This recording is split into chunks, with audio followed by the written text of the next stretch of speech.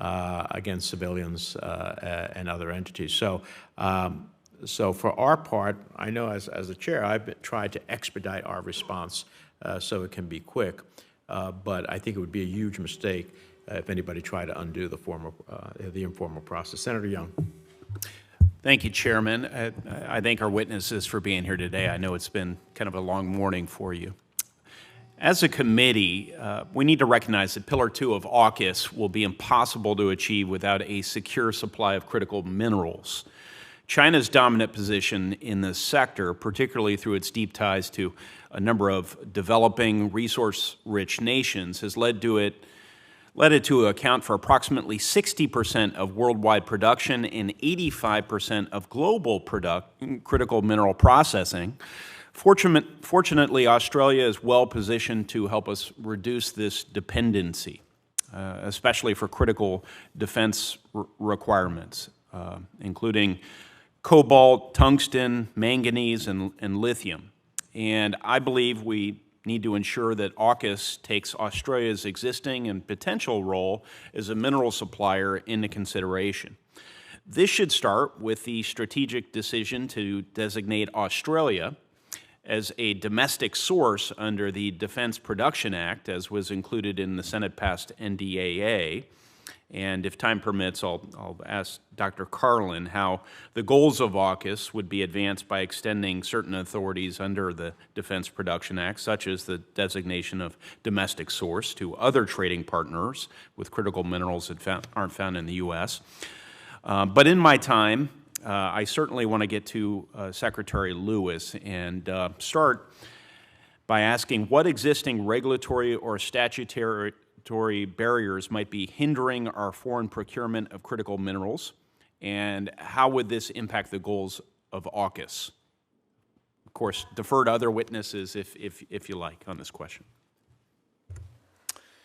Thank you for the question, Senator. I'm not an expert on critical minerals, but what I can say is that we do have discussions with a number of countries about the availability of these critical minerals or rare earths.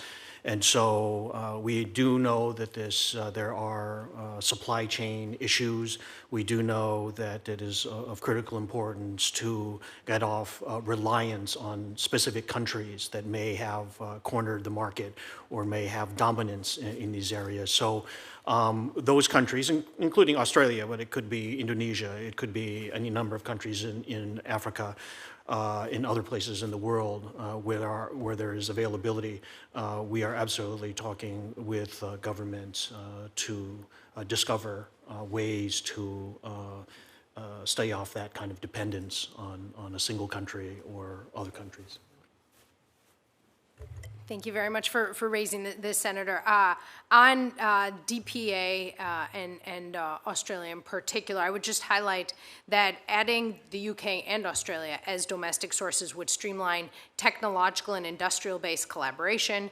It would accelerate and strengthen AUKUS implementation, and it would build new opportunities for co-investment in the production and the purchase of critical minerals, exactly as you note, and also critical technologies and other strategic sectors. I would see this as perhaps a complementary effort to the export control reform conversation that is also happening, but probably not a substitute for that conversation. Okay, thanks. As much as anything else, I keep bringing this issue up in the hopes that these critical mineral conversations are happening among almost all the stakeholders within our government, with their counterparties in foreign governments as well, because I believe, and feel free to correct me if I'm wrong, that this is a real risk factor in implementing many of our priorities, including AUKUS. And if it's not regarded as a risk factor, then I'm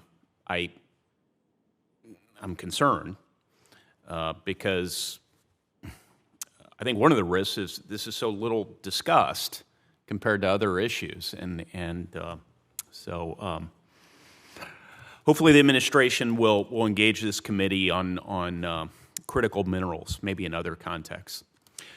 Given the essential role of critical minerals in our advanced weapons systems, would ITAR apply to critical minerals from Australia? Based on my understanding, I don't think that ITAR would apply to critical minerals. The ITAR applies to items on the U.S. munitions list, which fall into, generally speaking, weapons or things associated directly with weapons. Thank you. Given the importance, lastly, of critical minerals to AUKUS and indeed our economic prosperity, how should the United States be considering supply of minerals in response to the recent BRICS summit and its emphasis on critical minerals? No, absolutely, Senator. That is something that at the highest levels of the State Department, we have had discussions with a number of countries, including the ones I just mentioned. I could just cite a few examples: Philippines and nickel, Indonesia. We talk about cobalt in Congo and other countries as well. So it is a priority. This is of great importance and maybe not known as well to the American public, but it is something that we are definitely seized with when we see that there are opportunities again to take action where in the past we may have been over-reliant on specific countries. So just as a follow-up, are there particular minerals that our government deems us disproportionately reliant on a BRICS or a BRICS plus, as we think about expansion, country or countries that need to concern us, whatever the risk threshold might be for a particular mineral? I'll leave it to the government to establish those. Have we identified a mineral that could be cartelized in a BRICS plus construct, and we need to come up with alternative sourcing or processing capacity in order to address that vulnerability?